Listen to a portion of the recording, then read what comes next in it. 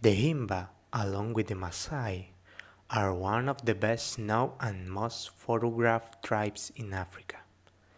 They live in northern Namibia and are famous for their beauty and spectacular hairstyles. Apart from their characteristic appearance, what else do we know about them? The word Himba means beggar. Currently, the tribe lives in Namibia desert, trying to keep their tradition intact after the centuries of the hardship, persecution, and interference for the Westerners. In spite of this, they resist quietly taking care of their cattle and receiving the visit of some travelers who bring them basic necessities such as a flour. The Himba village. The villages where they live is called Kral and have a chief of the tribe, who is their spiritual leader and who also makes decisions concerning the community. Their way of life is cattle raising. Cattle are taken care of by children and young men who drive them to graze and of course the woman. When you arrive to Himba village, it is rare to find a man. It is the woman who takes care of the home, the children and the crops along with the cattle. Cattle are their main source of food and sources.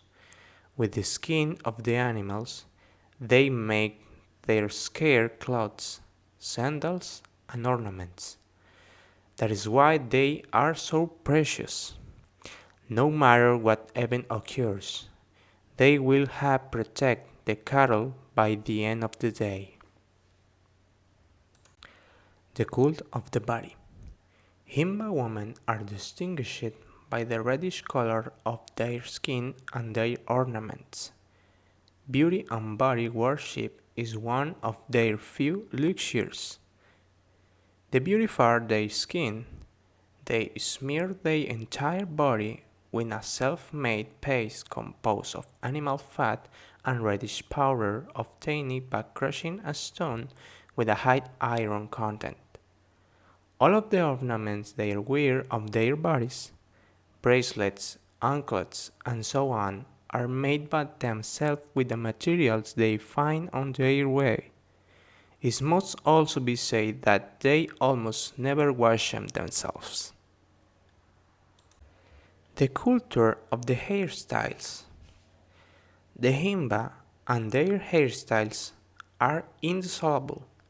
It should be noted that only adult women seek this care.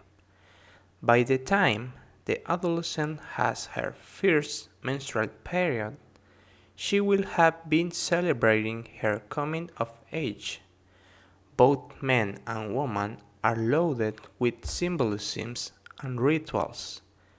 Since boys and girls have a distinctive hairstyle that will change at each stage of their lives, it can be object of specifically ceremonies that definitely mark the change of status.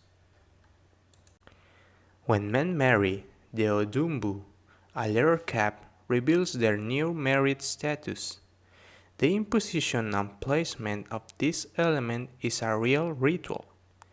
It is done with extreme care as it has to remain attached forever at the head of the husband. For the Himba, the unraveling of the hairstyles means bad luck for the couple. As for women, the hairstyle and the symbolism change. When they are girls, they comb their hair with two braids to divide their head. When they become women and look for a husband, they have a hairstyle made of the tanned skins. Some may wear in their hair the ohumba are very valuable ornament for them which is a seashell. Religion and customs. Fire is the central axis of their worship. There must always be a fire burning in front of the house, a fire that must never go out.